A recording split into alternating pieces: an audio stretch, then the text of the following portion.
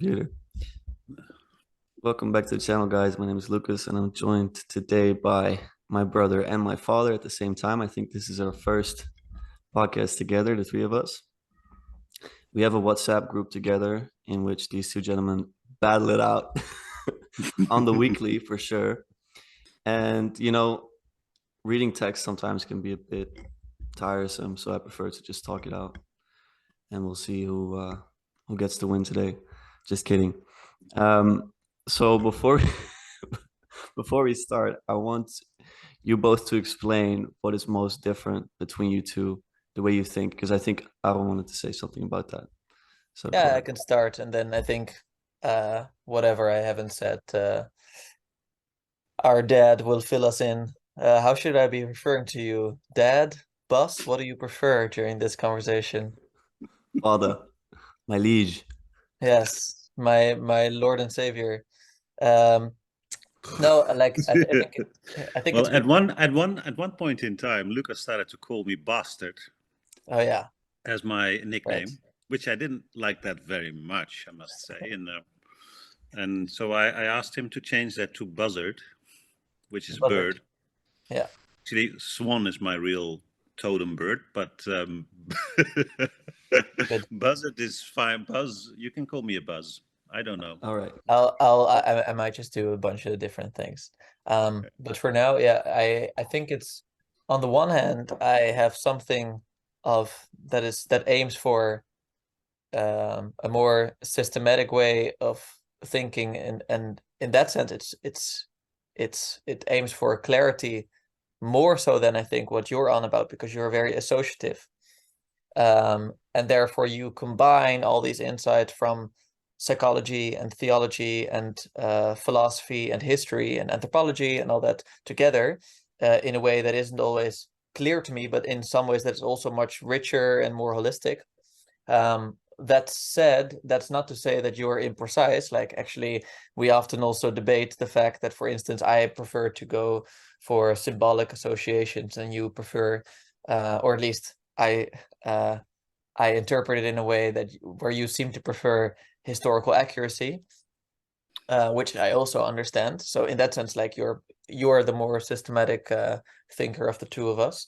Um, and yeah, my systematic thought is just coming from the fact that in philosophy, I've just been trained in a particular way to think about societal issues, think about historical issues, but we always have to think, is this regarding epistemology or ontology, or are we talking imperative thinking, so you have all these categories that we put it into, and therefore we also know what kind of questions are appropriate where, and we try to distinguish a lot. But then again, the dark side of that type of analytical thinking can also be that you think so in boxes that it's difficult to see the the forest for the trees, if that makes sense. So that would just be a brief summary from my side. I'm not sure what you would like to add to that, or maybe disagree. Yeah, no, I think you make an excellent job out of it. I mean, I was never that much interested in philosophy at first, um, and you've really opened up that world for me. So that's interesting. I'm learning a lot just by listening to the conversation you guys had. That was perfect, and I actually I want to make a compliment here. I think you're not just being a philosopher. You're also very good at placing that philosophical discussion into sort of a historical framework. And I think that is wonderful because then it touches on my passion. My passion is to see real people and to see why they come to certain ideas and experiences. Yes. Yeah. Now, I do have a problem with philosophy in the sense that it tends to monopolize language. Like, oh no, no, no, this is what it means. And as a philologist, so we actually, as theologies, in theology, we actually study language a lot. We study a lot the ambiguities of language and the associative power of that. And I know that you are sensitive to that as well, but it's not something that is particularly encouraged in philosophy.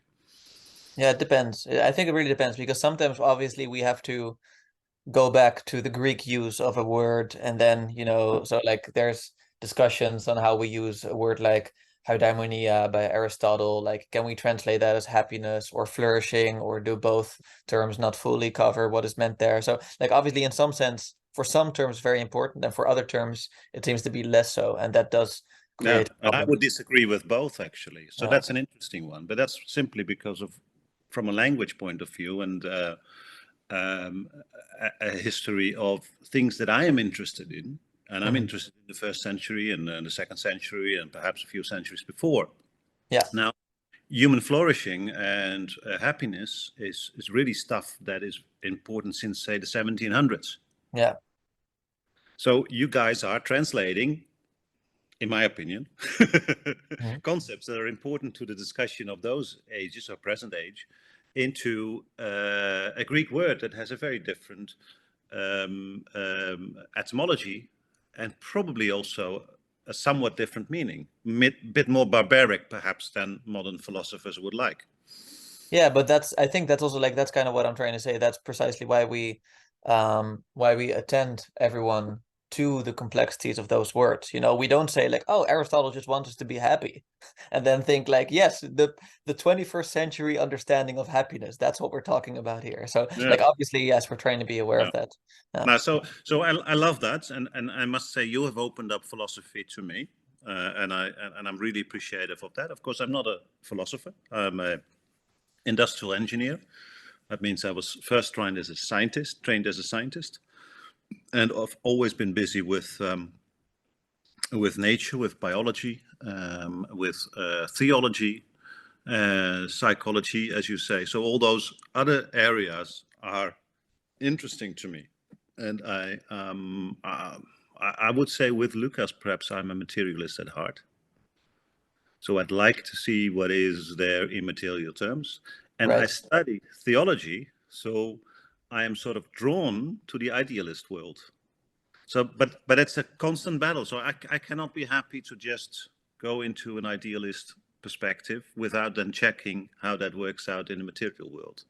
And I really like the bits and pieces. I actually like to go and see how then DNA would function and how epigenetic markers would function on that. I would really want to understand. I can't understand everything, but I'm interested in it.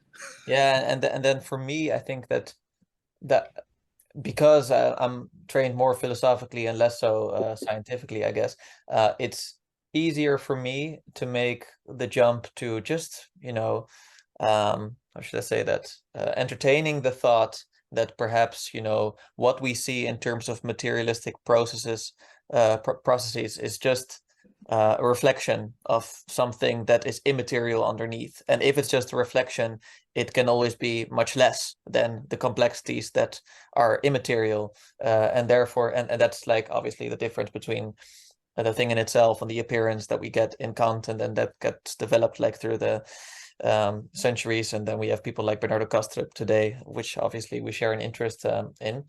But then that makes me slightly more comfortable to say like, yes, the material world is very interesting, but also in a limited way in some ways to me, because it's very possible that it doesn't show the whole picture. And in some ways, you know that because like obviously like you have a faith in God, and you know that God doesn't fit fully into the exclusively materialistic realm, but at the same time you like to find as much as possible there, probably because everyone can agree on it and your observations can agree with it. Is that kind of well, even more than that, I thought we had a very nice little discussion on Bernardo Kastrup's thinking. I really appreciated that. But in the end, creation is material. So even though it can all be a product of idealism, I really appreciate that. In the end, I am touching this finger now.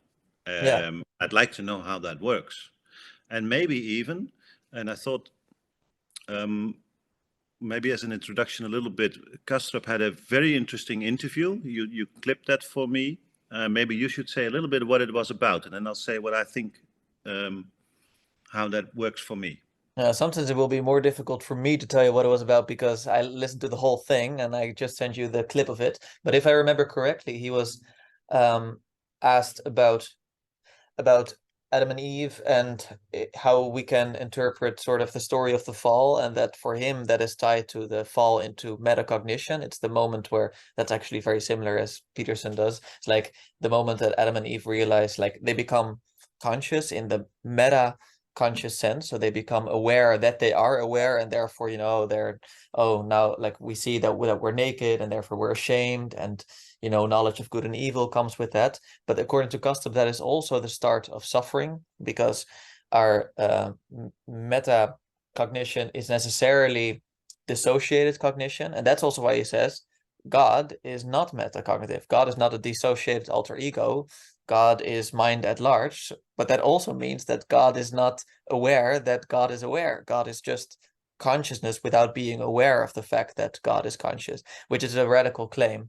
But then he also, I think, said a lot about how he nonetheless agrees also with a lot of Christian thought, because he thinks like the remedy to this dissociative thinking is actually that we sacrifice ourselves to the whole, and that's Christianity embodies that in an individual, in a divine individual who is Jesus Christ. So I think that covers it largely. Yeah. That was very much the thing that you sent to me. I didn't have the time to go through the whole interview, but and then I was very happy about that, because what you do with Kastrup is you use modern words that perhaps invite people into the conversation, whereas I would use biblical words that may not invite people. And now he's making this little trip into my biblical world, Yeah.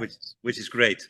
Right. And I should also add to that, like, what's fun is that I think at some point Wolfgang Schmidt was asked the question, yeah, Bernardo Kastrup interprets the fall in Adam and Eve like as the fall into meta consciousness. What do you think about that? And I think Wolfgang Schmidt was just like, I really don't see why we need these modern terms. Like, you just have the early church fathers, you have the Bible, you can go to there. We don't need to talk about consciousness and cognition. Like, these are like, it's just 20th century or like modern, I guess, and postmodern baggage that we don't need to bring back to these texts. But for others, it might invite them to the text that otherwise wouldn't be interested in it. So yeah, so there's a choice you make. For me, the use of biblical words means I sort of tap into an associative language of centuries, and it has an incredible richness to me. And I can say something about one of these things, and then other people will relate to it, even, and they will discover things that I never put in there, simply because this world is so large,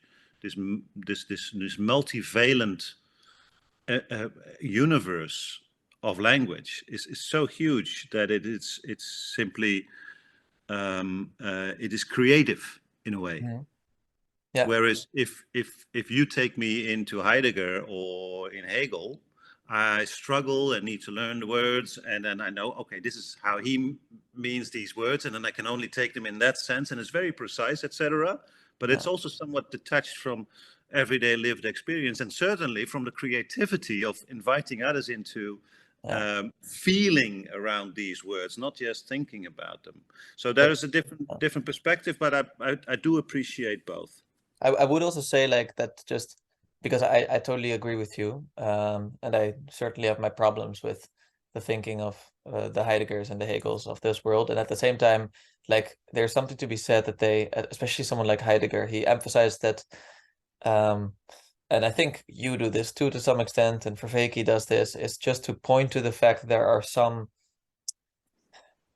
dare I say, historical accidents that have occurred, which now motivate us to interpret words completely in a completely different manner than the ancients did, for instance. And by doing that, we lose a lot of its meaning. And that's sort of what they're often pointing to, is like, when that's kind of what invites, for instance, even like the Peugeot brothers saying, like, if we're talking about Earth, like, we don't mean, or like, this globe, as opposed to like all the other planets or something like that. And when we point to heaven, like, it's, and that's very important to keep that in mind. And therefore, I do think they're not detached. They're not just saying like, oh, this is the meaning of this word. It's like, no, they're actually trying to ground it in thinking that worked for much longer, for many more people, in a much more I should say it, like, emotionally and philosophically enriching manner, and thereby trying to revive that notion of it, as opposed to just creating a new meaning, if that makes sense, or a new word.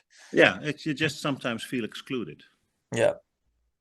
So if you're not part of that discussion of philosophers together, and you come with, hey, here I am, and in this world, like, God does not exist, someone can say, And that is in a sense true, and in another sense it's not true, but depends on how you experience the word exist. And then you can, of course, join a number of philosophers who have gone a certain way, and then you feel somewhat excluded if you come from a different perspective. And I think that's what's happening a lot. And then choosing new words allows you to escape that, but also, just like the Viveki words, require you to do a bit of study. And then someone else comes in and doesn't know what the difference is between perspectival knowledge and procedural knowledge, for instance. And then, oh yeah, everybody has to study. Whatever you do with language, it's always falling short of universal communication.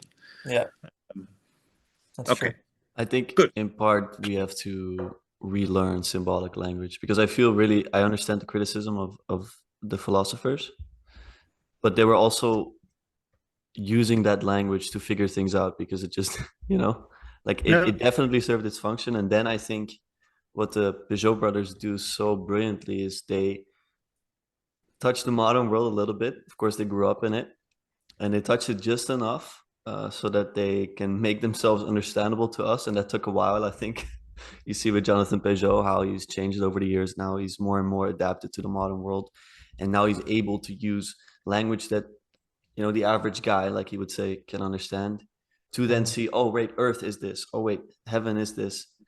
And I mean, I of course see that as a viable solution. I think there's a lot of different opinions about it, but yeah, Well, I it think depends for which purpose, huh? But for our enjoyment, I think what Peugeot is doing is perfect, because he's reusing the old words and then doing that in a way that he's able to discuss it with the new guys, like the cognitive scientist that John Vervaeke is. yeah. I think that's brilliant.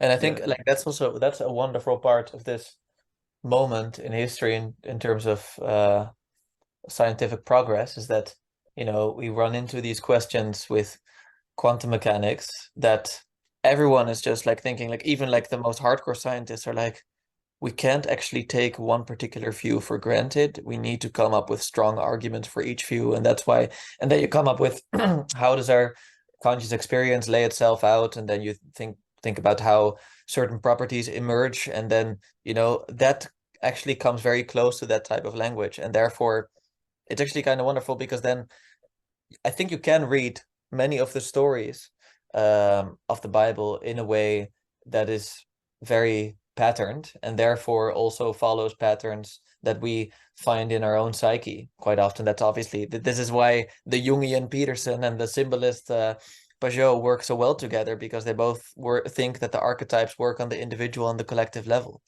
Yeah. I feel also, sorry, go ahead. Yeah, go ahead, Lucas, please. Well, I feel that what's so interesting about the Bible, I think Wolfgang Schmidt puts it very well, is that you can be esoteric in your understanding and you can be exoteric in your understanding, and you'll both get what he would say salvation. So you can read the story very surface level, and I think this would be much more effective in the times of Jesus himself, where of course you read the stories and you really believe the myth, right? Like it's your cultural grammar as well. I think it's less and less so the case for us now, but you can do that. And at the same time, you could have a Saint Augustine being like, hey, wait, I didn't believe these stories when I believed them exoterically or literally, but now I've been shown by these masters, like, okay, this is also a way to understand it. And in many ways, I think that's the brilliance of it. And at the same time, what I also like about the Peugeot brothers is they're not on anyone's side, because no one is like them except for some Orthodox people in the Russian mountains somewhere. So either you get really offended because he's not on your team, but he's not on the other people's team either. So you have the materialist Christians, the materialist atheists. Of course, it's not exactly like this, but you know what I mean. And they form this bridge that I think it's more successful than they would have expected, and maybe than other people would have as well. So I'm really like, I keep praising these guys on this channel, but I think it's worth doing because I think their role is only gonna increase, and so that's the only thing I wanted to say about it. For sure. For me, to add to that is, I feel some familiarity with what they are doing, with what Kastrup is doing, with what Vervaeke is doing, simply because of my PhD project, which touched upon Gnostic Christianity, often misunderstood in the present-day world, and often used no, we're not Gnostic, and I sometimes reassure people I am not Gnostic as well, but the richness of thinking through Platonism, together with biblical criticism that happens in those groups, is so close to what Kastrup is doing, to what Vervaeke is doing, to all of the symbolism that we find then in the Peugeot brothers. It's so rich that I feel sort of privileged to have studied that, and to be able to come into these discussions with an understanding, hey, this is what people in the 2nd century thought, or the 1st century thought, and it's very much like what these guys are saying now.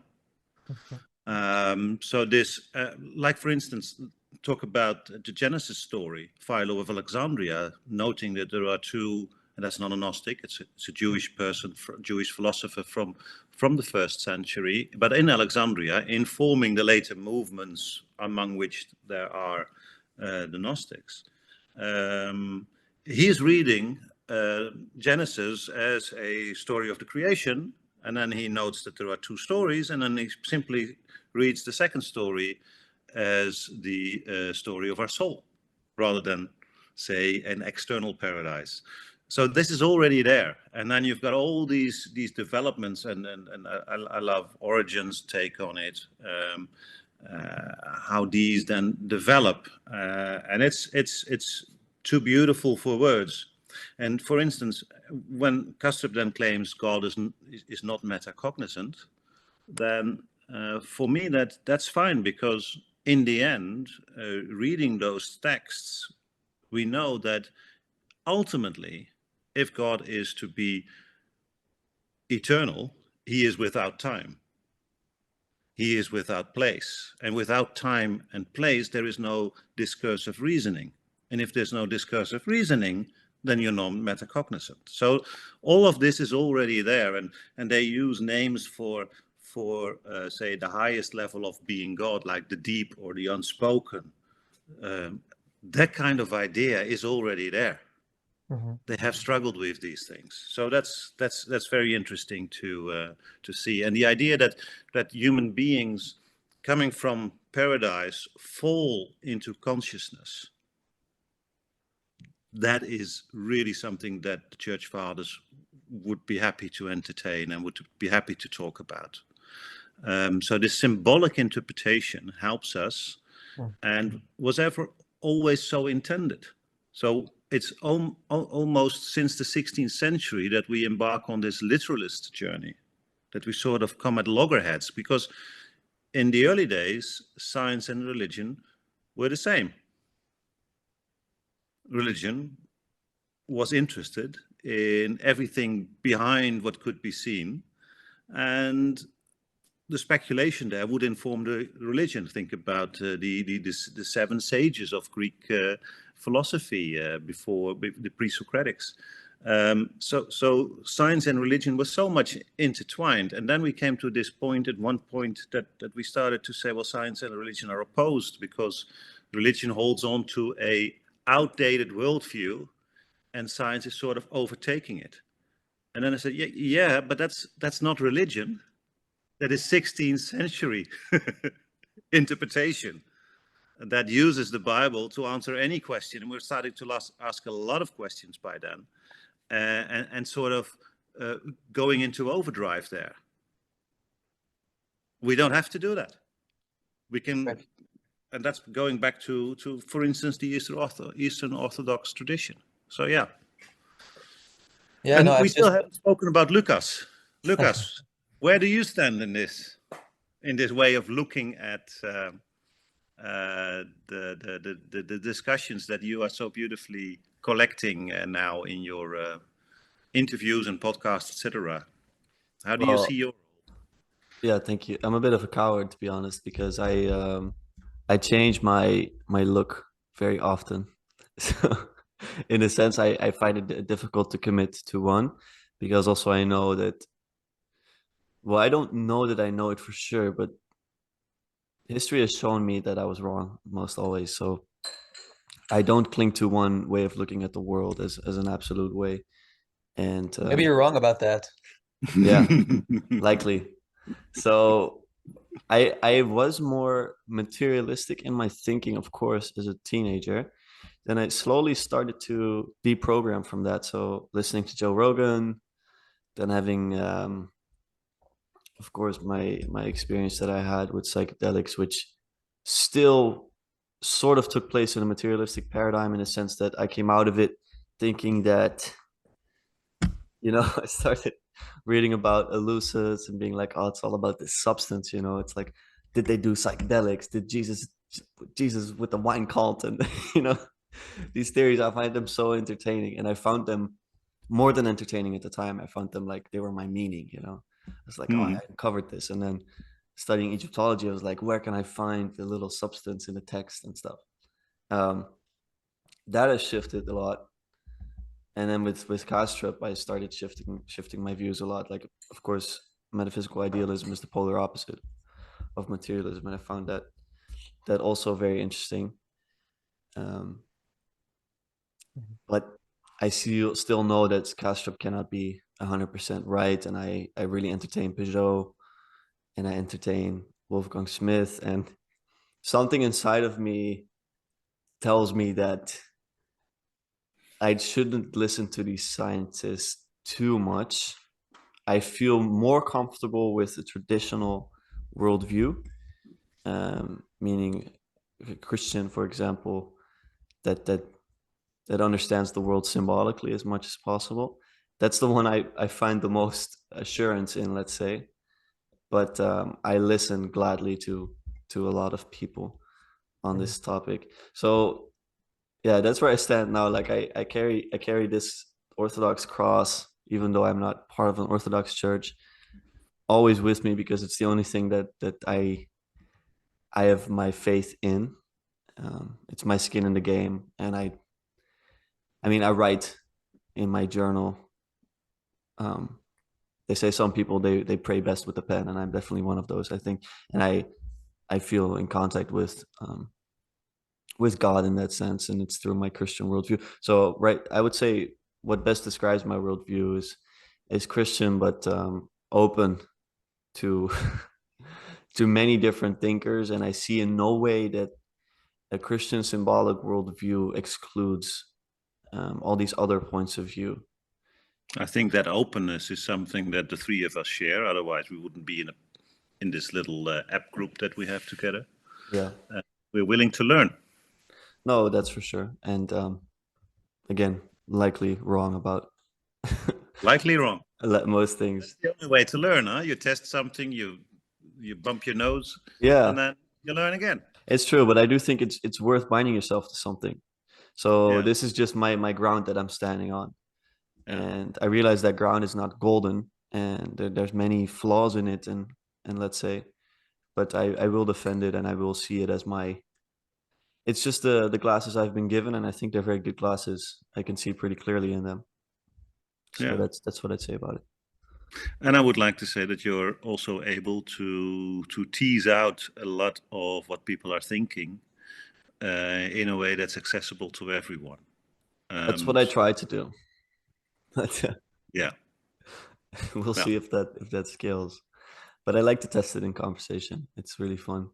Yeah, I think I already said that, like, that I just thought you were like, so everyone who is listening to this and hasn't listened to Luca's conversations on the Meaning Code channel with Karen I'll Wong. post them also. Yeah, I think I would go there, and because I think Lucas has such a concise and clear explanation of Wolfgang Schmidt's ideas, who in some ways is a very obscure and difficult to comprehend thinker. And it's like, I truly believe you when you say you've listened to like that podcast, that podcast interview with him so many times, that you've read and reread some of his books, because it's so clear that it's like that you had it. Oh, all right. Sorry for the crash, guys. I didn't want to interrupt my brother, but go ahead. Yeah, no, I think I was just amazed by the way in which you were able just condense and have this very concise overview of all these complex and seemingly sometimes unrelated but very clearly related ideas of Wolfgang Schmidt, and we're just able to convey them in a very accessible way, in a way that he probably isn't able to do because he knows it in such detail, you know. So that was just really good. So I just wanted to give my compliments there. And I think our dad wants to shift the topic to free will now, if I'm not mistaken. Yeah, so he left a comment on our last video. He spoke about free will, and in a private conversation, he was asking me like what is free will? What is will even? Will, yeah. Yeah, So I thought that you guys did an excellent job in discussing the element free in free will. But what I still missed was, how do you guys actually look at will? What is will? yeah. What is its function? Why does it exist? What is it? So what is it? Tell me. That's my question. Okay, we could try to answer that, but it won't be based on ancient sources. I'm just going to start off going commonsensical about it, and then we can see to what extent the common sense view is correct or All right. helpful. Yeah. So I'll say one more thing. In his comment, Bas mentions the functions. Perhaps it's a good idea to continue with the function of will in organisms, then in social animals, and finally in thinking beings. Perhaps social feelings regulate instinctive behavior, and thinking regulates social and instinctive behavior. Yeah. Now you put the ball in my corner, so I have to start explaining what it says there. Yeah, because I don't Okay. think it was. It's Aaron had some questions also. So okay, let's just try to see what we're talking about, because now this is my materialist. Okay, so my materialist me pops up and says, Satan. okay, my Satanist thing. Okay, go ahead. My insolence, my free will. No. The idea is that you have plants, organisms that behave like plants. They are fully regulated by behaviors that are almost on the chemical level. Would you agree?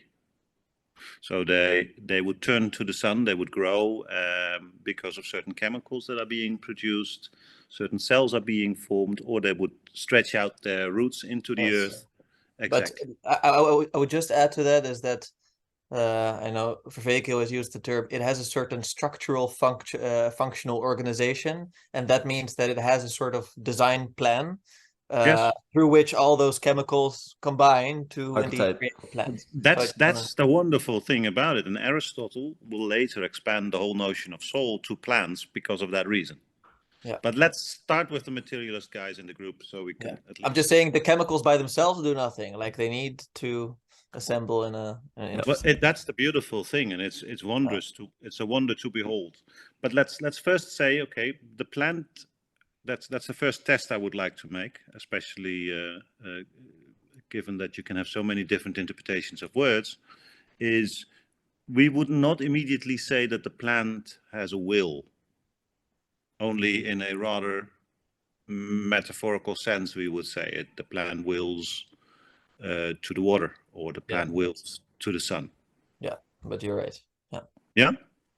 And then evolution produces a second type of organism that is motile. Motile meaning that it's able to move from a place where there's no food to a place where there is food. Or away from a place where there's danger to a place where there's no danger. How does the organism know, or how is the organism motivated? There you have the same word, motivated, to make that motion. So what did the archetype, God, evolution, what happened that this motile organism that is able to move from one place to another, and Aristotle talks about this in De Motu Animalorum, that it's able to move from one place to another, what does it need to do that? And Aristotle criticizes a group of thinkers before him who say that's the soul. The soul is, the psyche in Greek, is the entity that is connected to appetite. So if I see an apple there, I will move towards the apple. And then this whole structure of dopamine, etc., starts to kick in that actually rewards us for moving toward that apple. Mhm. And a motile animal now can go to a place where there are no apples to a place where there are apples simply because it evaluates, and then we're back to Peterson, because it has a value structure that it's better to have an apple than to have a rock. Now, this whole complex is sort of related to the concept of will, I guess. It wills to be from one place to another place. Because of the psyche? And that's what the Greeks before Aristotle would call the psyche. So yes. the psyche The psyche implies, in modern English. it implies a free will in a sense. Is that what you're saying? Well, It we're not implies talking will, freedom not yet. free will. Yes. We're not yet at free. We're just talking about will first. Okay. You can also say like that, you know, because anima, like it animates the being of it because it drives That I it. understand. Yeah. That makes sense. Okay. Okay, so now we have something remotely resembling the word will now, because it wills to go from A to B. Yeah. Now, what the first elements that work there are basically very much plant-like. They're very much instinctive. Very simple organisms can now move towards the light, but now since they're not simply a chemical extension, but they actually have to move there, they, for instance, have to be motivated by the desire to like a warmer environment or a more illuminated environment. And that's now something very interesting kicks in. We need to have a gratification system. We need to feel happy moving towards, and that's how the dopamine kicks into the system. So the system now is rewarded internally, not yet by eating the apple, but by moving towards the apple. So this whole idea of valuation and motivation and gratification now moves into place. And the first level that we talk about is instinct. We have instinctive behavior, and that's, if you are a materialist at heart, you will say that grew in evolution from plant-like organisms to animal-like organisms. And as soon as we talk about an organism that can do that willfully, we call it an animal. I just want to briefly interject. Like I just have a question that you can answer later, but to keep in mind while you're going to continue your explanation, which is just to say like that you've asked this question as a comment below the video, which means that part of me is anticipating that the reason you raised the question was to make a point of some sort, to at least drive the discussion somewhere different. And right now I'm not yet seeing where that is, but perhaps it's just because you want to discuss the will and there's no ulterior motive to it. So I'm just curious if this is part of an argument or if it's just a different okay, now that I'm at this level of an organism, so not yet at a human being, I can ask you, would you consider this organism having a free will or a bound will? Oh, a bound will. Yes.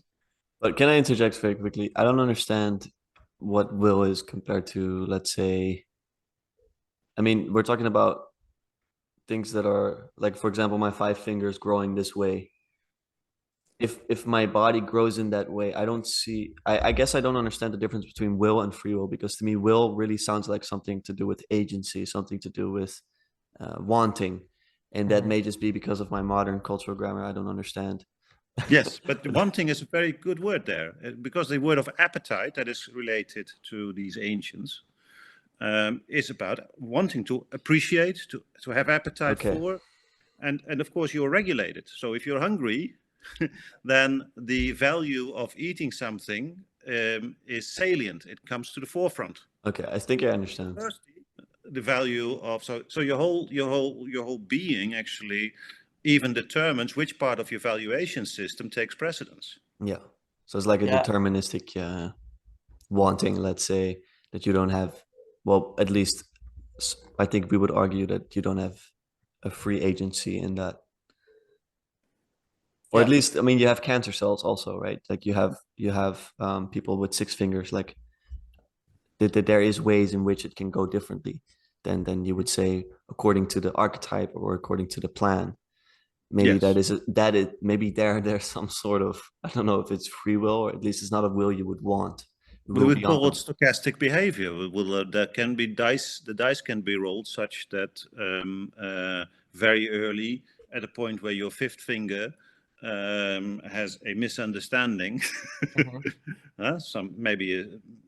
it got polluted somehow, but somehow the two different cells started to develop tops.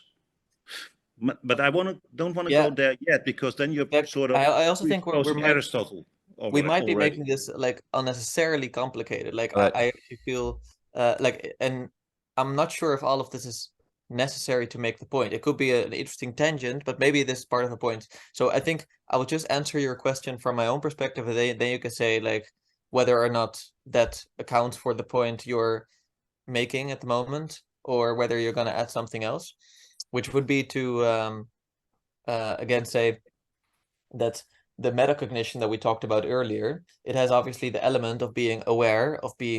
So the double awareness of Yeah, awareness. and we're not there yet. These are not organisms I know. that are characterized by metacognition. I'm just saying that makes it very helpful for us human beings to think of the subject of free will, because we know what it feels like if we want something, but if we don't fully identify with that desire, like we kind of have this, like, okay, for instance, like I might want the sugar, but I'm not sure if it's entirely my choice or if it's my appetites wanting it.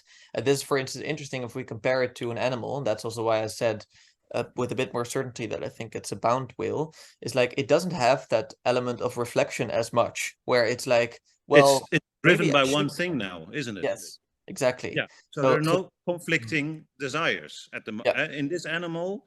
It is very well regulated. If it's yeah. thirsty, it wants to drink. If it's hungry, it wants to eat. Only if it's both hungry and thirsty, it may have to make a choice. Yeah, and like for instance, if you'll feed it any sugar, it'll only stop eating when it really nauseous, like it's like When the when body it's full. says you're done. Yeah, exactly. So not when it's like, oh well, maybe I shouldn't have more. It's probably not good Exactly. for me, like that's Now we get to the second level. yeah. The second level would be we're no longer individual animals. We are cooperating animals. So, for instance, we're a pack of wolves, and we're hunting a prey.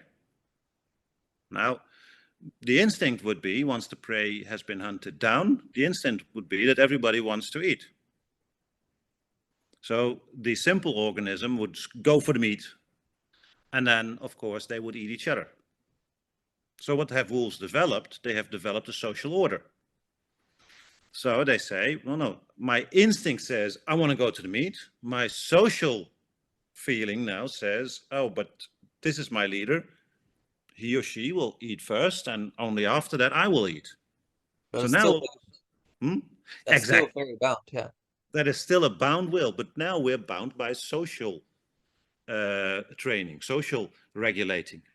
Mm-hmm. And when you move with Plato, you would say from the epitomia, you would now be bound by tumos. Mm-hmm. So you would be bound first by by physical instincts, and now you're bound by social emotions. And these Yeah. are typically trained over time, Yeah. already at very young age.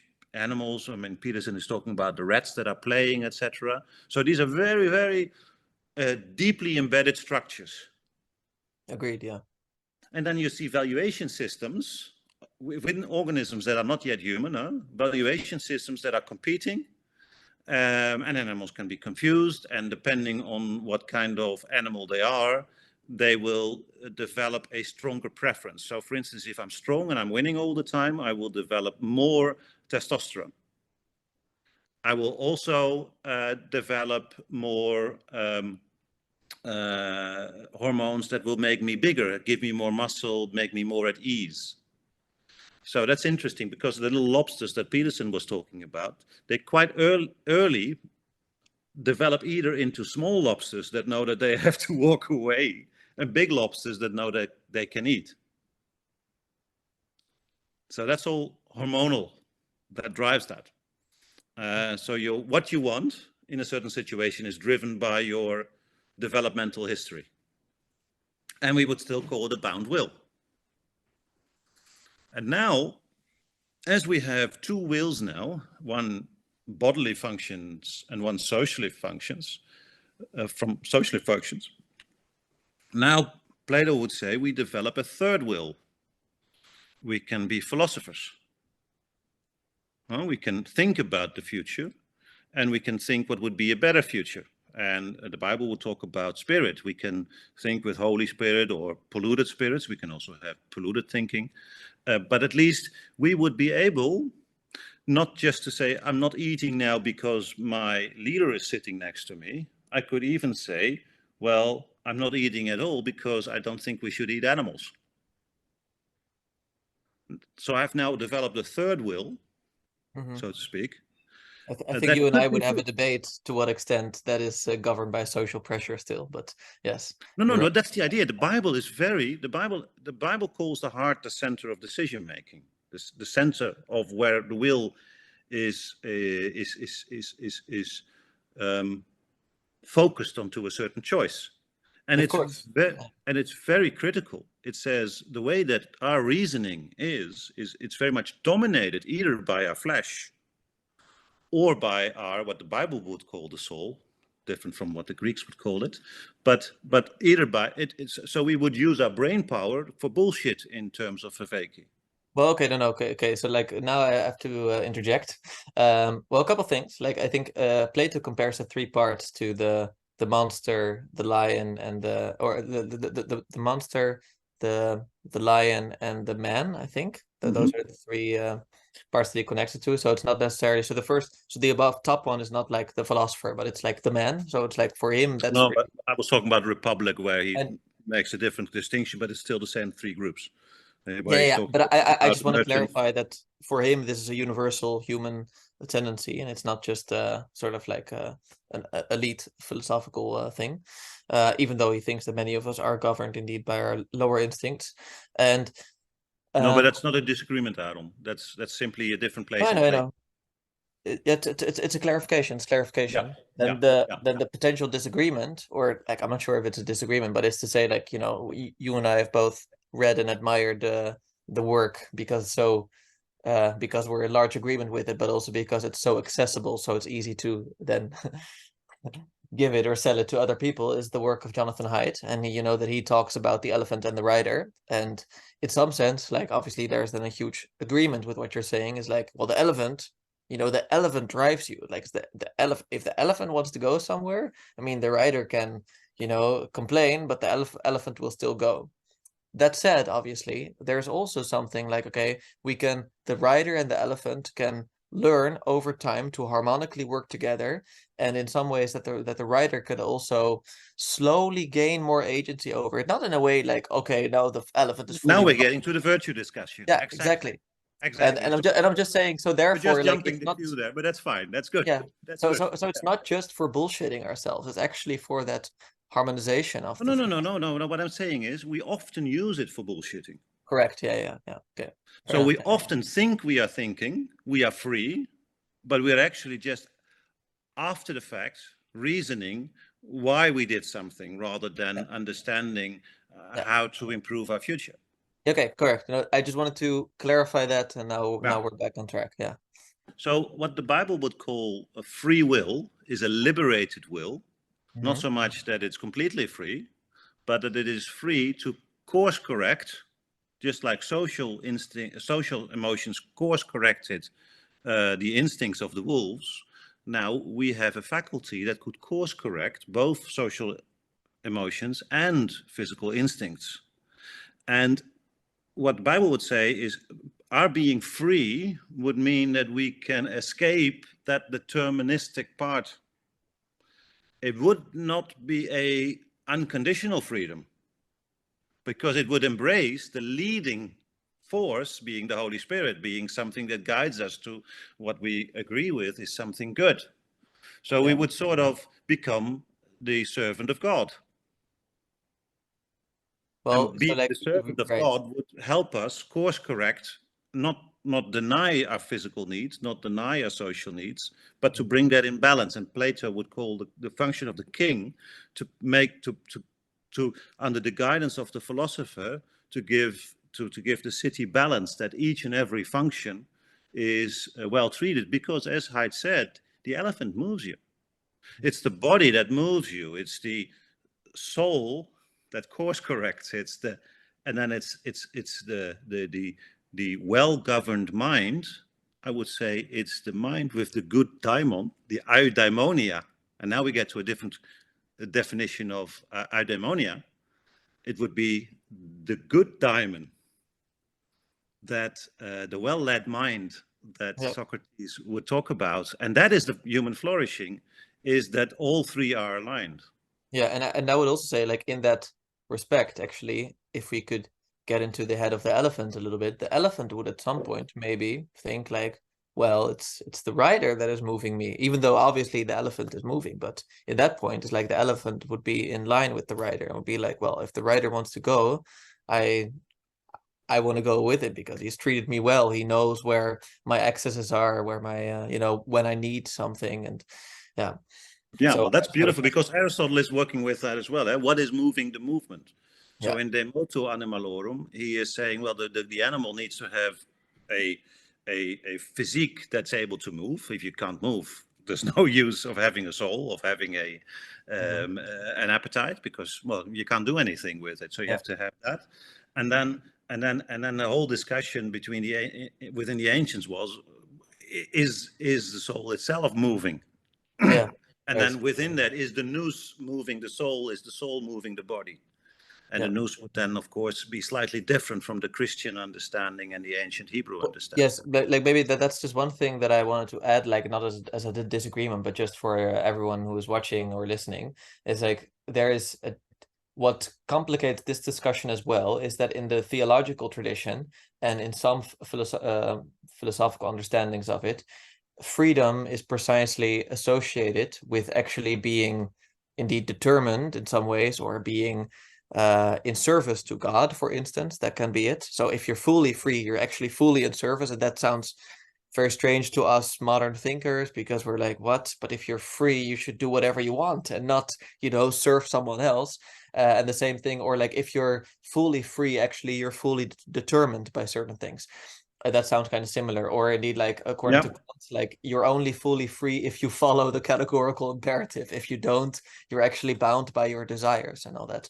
And that's the other aspect where indeed in our contemporary thinking of free will, we obviously tend to leave the God question out of it. And we say like, no, we're free if, for instance, we have a certain degree of moral autonomy, that we have moral culpability in case we're doing something wrong, and that actually, yes, we had the choice not to. So we kind of leave the God question out of it, but that also complicates and muddies this domain very much. So I just wanted to add that. Would it be fair to say that we are free in choosing what bounds us? Yeah, wonderful, Lucas. Now we're getting somewhere. Because it feels like you can choose your desires in a sense. Like you have, I really feel that I have some agency in being like, am I choosing the devil or am I choosing, like, well, what you're saying now is the essence.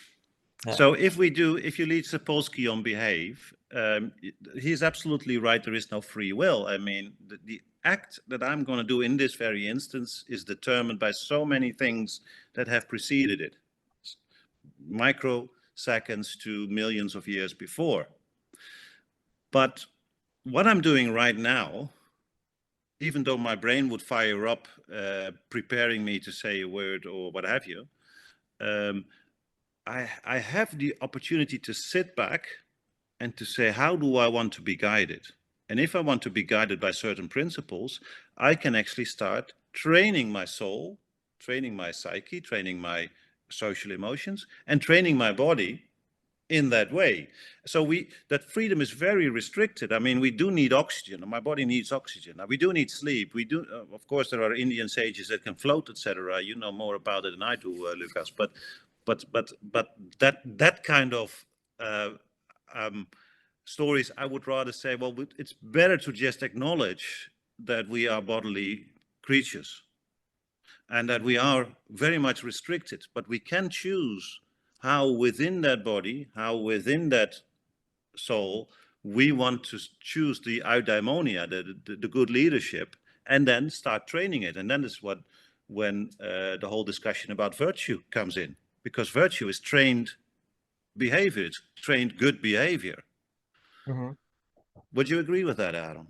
No, yeah. I mean, I think I largely would. I think I would also add that the moment when certain cognitive scientists were having findings on free will, and again, like I've talked about this with you during our last discussion, Lucas, but because they were very like sort of simplistic experiments. But that said, some of them still hypothesized like maybe we don't have a free will, but we might have a free won't, you know, like we might be free to sometimes say what we don't want to do. And that's actually interesting. And that means that, you know, we might be constantly bound.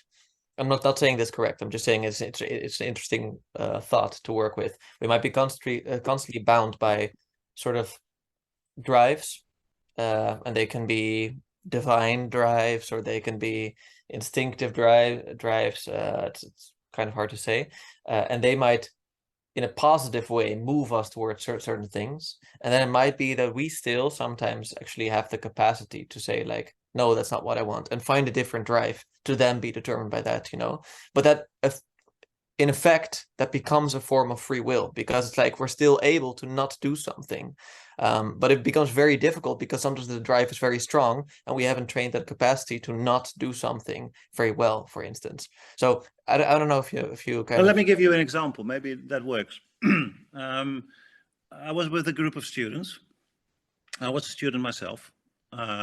So I was about Lucas's age. And I was a Christian for some time. So I had been trained in the value of honesty. Mhm. We played midget golf in the recreation area where we were for a weekend, and then some of us got into a discussion whether or not we paid for it in full or not with the owner. And the owner said you hadn't, and they said, well, we have. And then of course the owner, being a friendly man and didn't want to upset his customers, he gave the $10 to us and we walked off. And then one of the students found the $10, the original $10 that had never been paid, in his pocket. And I immediately turned around and they were looking at me at, what are you doing? Yeah. But my body was already primed to go around the moment that he found that money. Yeah. I was not free in that response. That response was completely programmed. Yeah, exactly. Yeah. I had the same recently when we were like doing we were ordering pizzas, and you like, it was one of those things where you would check off the boxes, and that the woman at the cashier, she asked us like, okay, so you ordered 7 pizzas, right? And I was like, no, 6. And then she checked 6, and a friend of mine was like, why did you say that? We could have had 7 ticked boxes. And I was like, well, I mean, she asked the question, I'm not gonna lie. I'm betting that your brain scan would show that you were saying 6 already before you heard the end of the question. Yeah, exactly. And that's my point. You have only one decision to make, is whether to follow God or not. That's your only free choice you get in life. Yeah, but I would be careful with that language for... I know that language. You don't like that language. No, So, I mean, so the thing is, like, you have to understand, like, I'm obviously, I'm teaching as well, and I'm not teaching to religious people. no. And I am. yeah, I'm a theologian, so I you can do. largely are. So for me, actually, this is like, okay, I want to keep this as grounded in a secular PG. perspective as is possible. Yeah, PG maybe. Yeah. No, but let's I can use different language. Like I'm choosing which diamond to follow. That's the one choice I get. And then by discipline, and this must be something Not that much Lucas better. My teacher's like, which demon should I follow? Well, that's it, huh? It's a diamond. But you can say, for I instance, like know. the value of honesty, you know, like I'm not going to tell my students, like, if you're, you know, performing at your test, please don't follow your demons that are motivating you to cheat. Like, I'm going to say, like, you know, like, We're not going to use that language. Oh, how Yeah. No, I bad. like the language. I really like the language. It's Oh, of just course. I mean, I do too, but I'm just saying there's a... no, I agree. I understand. But you teach But university students, Buizerd. Yes, Hmm? yes, that's You correct. teach university students also. We did last year. We did So last so year, you the year must before. have adapted a little bit, otherwise you probably lost them all. I did not get any how do you call that, any complaints or it was in an economics faculty, so nobody Okay. minds me using some philosophical language, but I can't overdo it. Okay. Good. Or theological language or philosophical language. So we sort of, by using both Sapolsky on the biology and then using Haidt on the moral psychology, and then so you use all those different areas, and then they're fine with, oh, well, he's throwing a little bit of this into it as well. Well, the thing is, But- like, so yeah, so I had to teach Socrates last week, and then Humble brag. No, but I'm just saying, like, we all know that Socrates also had a daimon, and he talked about that openly. And then my students, and they were non-philosophy students, so they also asked, like, what is that, And I'm like, well, I mean, like, for him, like, yes, this was an entity, but I think probably many of us today would call it our conscience, but for That's him, this epic. was an entity, and that helps them if I call it a conscience. Like, for them, like, right, yeah, because we have a conscience that tells us whether or not to do something. See, this is Peterson, Yeah. huh? Yeah. Like that little voice. I ask everyone, do they have the little voice? And most of them say they do.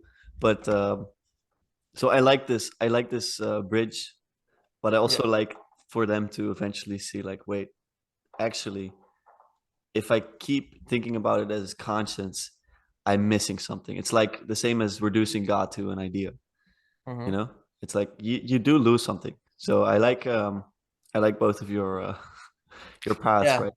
No, I mean, I totally agree. I just wanted to work on all levels. Yeah, no, of course. And then to show that indeed the level on which I'm explaining it is in some ways more universally accepted, Right yet now, yeah. less right now, exactly. Not in history. Like, Yeah. at the very moment in the secular West, I obviously mean, so not so universal after all. But yet it's much more shallow compared to indeed these historical understandings we have of it. So That's Well, great. that's the good thing about the word conscious. I mean, most of us have an underdeveloped conscious. I follow an underdeveloped conscious. That's Yeah. like a huge positive statement. Yeah. And then, of course, as a philosophy teacher, you want to help them develop that conscious. But how if there's not something to aspire to? And then we get to theological notions. Usually the thing to aspire to is, will this be on the exam, yes or no? And then Yes. That's Yeah. it. That's it. That's again an underdeveloped notion of aspiration. It's Yeah. not exactly the good, the true, and the beautiful. Yeah, exactly. Like, they're asking, like, should I value this based on my academic performance, not on whether or not it's a good in itself. May I just for fun Yeah. ask you how these evolutionary principles, like the motile animal, not yet a social animal, then the social animal, and then the sapiential or the thinking animal, the sentient animal, how that could relate to the beautiful, the good, and the true.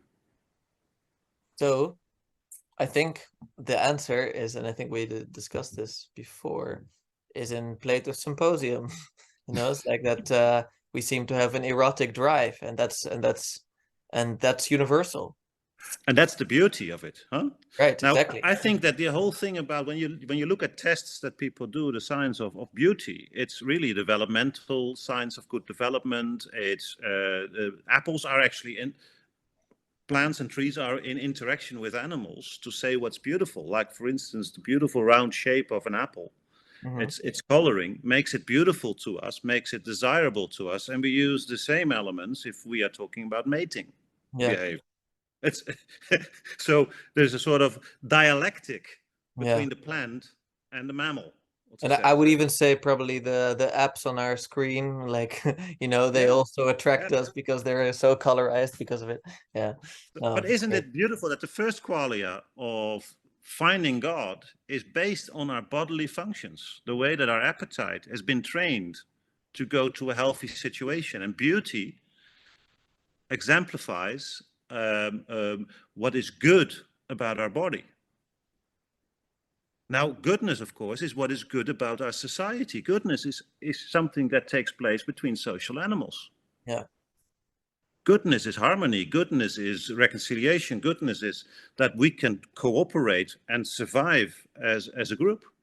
No, I think, like, so I want to add to this, because I think, like, this now you're going very Aristotelian, and I totally well, I appreciate that perspective. And at the same time, I think and that's, I guess, more the the esoteric perspective is that we see this in like the Zen tradition, and you see it in like Meister Eckhart, you know, and then you get all these statements that are paradoxical, and for instance Heraclitus has it as well, so like and basically the coincidence of opposites, you know, and that is something that is not easily accounted for within the view that you're just laying out, because on a more basic ground level we can sort of all agree on you know, no coincidence of opposites, but that it just sort of harmonically sort of builds up.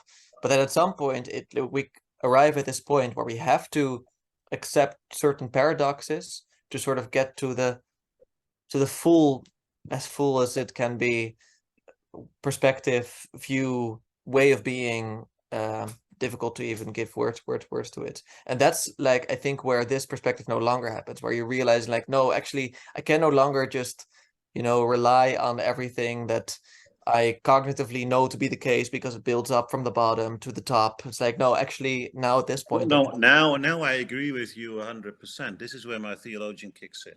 yeah. So what we haven't discussed the true yet, but the true is related to the spirit being able to move through time, see patterns, and pattern is very much when you go to Peugeot and to Peterson, etc. If you recognize the pattern of your of the things that you experience, the phenomena in the real world, if you recognize the pattern behind it, or if you see the pattern that you see for the future, that's what we call a plan, seeing being realized today, that's when we experience truth. We say, oh, that was truth. It's really happening now. So, and I think when you add the three, nothing can be truly good that is not also truly true and truly beautiful. So that's the whole discussion. Yeah. And then I agree.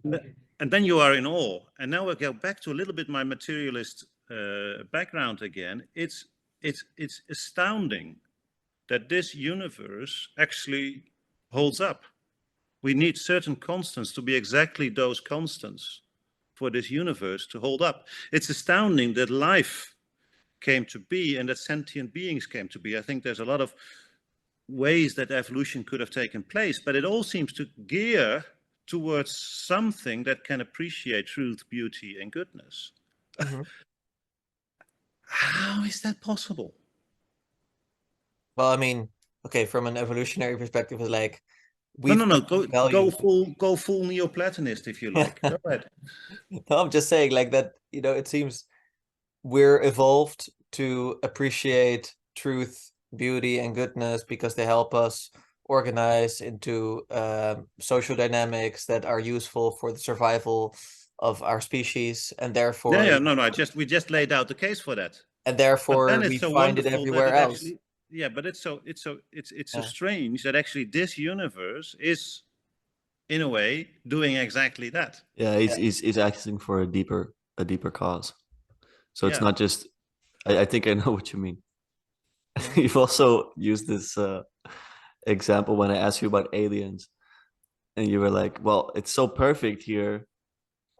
You know, they always, because you have this thing. It's called the Drake equation for aliens, and it's like, according to the Drake equation, given that there's so many galaxies, there has to be alien life. And you would always say to me like, "But it's so, you know, everything is so perfect." I don't know if I'm that's. completely open to alien life. Yeah, I know you are. I don't I have know a you problem are. with that, No, except I that know. if they discover us and they're more advanced, we're not likely to survive it. Although, like Pliny, who actually went out on a little boat to see the Vesuvius explode, the openness in us would actually appreciate still seeing the alien. Yeah, for sure. Having said so, now the materialists can only explain all of this if they assume that sentient life develops in many different life forms all across the galaxies. Otherwise, it's too big for words that it only happens here. So you need all those different aliens in order to maintain your materialist worldview. And same goes for the universe. You need a multitude of universes. You need billions and trillions of universes to just start before you get all the different parameters just right for a universe to even exist. Sorry. Yeah. No, I just want to add like that this is like, I think this has kind of become almost a meme, I think, at this point, that like that most of the atheist thinkers, they've acknowledged the strength of the fine-tuning argument. Is like that. It's just, it seems to so perfect that it does seem to suggest some kind of, divine architect. And having said that, I also know that it's the type of arguments that tend to, how should I say it? They tend to persuade believers and they tend to alienate non-believers. So But I don't use the argument. I use it the other way around. What I say is, as a believer, I don't have a problem with aliens. As a non-believer, you would need to have a big problem if there are no aliens. It's the other way around. You cannot maintain your worldview if there are not many universes and not many different places in the universe where there is sentient life. Yeah, I agree. That's kind of what I mean with the fine-tuning argument, which is also why I think they're expecting to still at some point discover aliens, or at least until then to at least entertain the thought that they're out there, but too far out of reach. Yeah. We were, as a believer, I would not have a problem if God says to Israel, "Do you think I'm not the God of the Ethiopians as well?" So I wouldn't have a problem if there's another planet with sentient life. I wouldn't have a problem at all. On the other hand, they would need to have a problem just from a from a simple materialist point of view. They would already need to have a problem with it. Yeah. Now, so let's now just take the assumption that it is intended. And then we say, okay, well, if this is the intention of creation, then we see something of a telos. Right? We see the aspiration towards the true, the beautiful, and the good. So it's no wonder that that is how evolution develops, because it's the telos of evolution. Yeah. I don't know if that argument holds for you, but it requires the first jump of faith to just say, well, okay. For me, I did like as an academic, I like to suspend judgment, but as a, as someone who is full of wonder and is interested in the religious and spiritual aspect of life, I fully entertain that perspective. But I also I suspend judgment because I'm open to anything happening that will convince me otherwise in some ways, like that maybe something awful will happen where I'm where it doesn't seem like, even probably beyond my own lifetime, where I'm no longer persuaded, actually this doesn't seem also harmonic. But thus far, yeah, I agree, even though obviously we've also, it's not it's been a perfect walk in the park for the history of Earth, but at the same time, all in all, yeah, it does seem You don't want it to be also, I would say. No. But guys, I want to close off because I hear people cooking and I don't want to. But I want to say thank you. I really appreciate both of your perspectives so much, and I'm glad to see it finally on screen. I hope people will appreciate the dynamic. I certainly enjoyed it a lot, and I much prefer it over your text. So, guys, do you have anything to promote, Aron? Well, I mean, I guess I'll just add, for those who are interested, is that there will be, I think I mentioned this before, but there will be a festival in Mannheim at the 27th of October, I think, until the 29th. And it will be with, people from this little corner of the internet. So you have Paul van der Kley, Thomas Steininger. They just actually had a conversation out on Paul's channel. Andrea with the Bangs will do it from a more cultural perspective. So I think that should be really good, and I'm gonna talk about Nietzsche there. So yeah, please all do join. That'd be great. And I would like to add, you're talking about Nietzsche and fitness, huh? Yeah, I'm still obviously finishing up the argument, but that's definitely where I want to go, because it seems the right place at this culture to consider as a potential adversary. Well, the interesting thing is the only one who can really claim some fitness in our group. I mean, you're fine with your running. I don't no disrespect there, but I think Lucas has also mastered the discipline of the body. Yeah. That's for sure. No, Lucas is is acting out the Nietzscheanism much more than I do. Yeah, that's for sure. Hubermensch. Yeah, the Hubermensch, exactly. Which is why, actually, shout out to Huberman, by the way. He's praying. Shout out. Yeah, exactly. I was thinking of maybe using that during the talk, as an interesting thought. My brother came up with this idea that he might be the, Huberman Ubermensch, like it's an interesting synchronicity. But then, you know, he said that he's praying, so that actually makes it a little bit less Ubermenschlich. So Yeah, I'm happy. I'm happy. Okay, guys. Thank you so much. yeah, thank you We'll too, see you man. soon. You'll be Bye back, bye. right? All right. Yes. See you. Bye bye.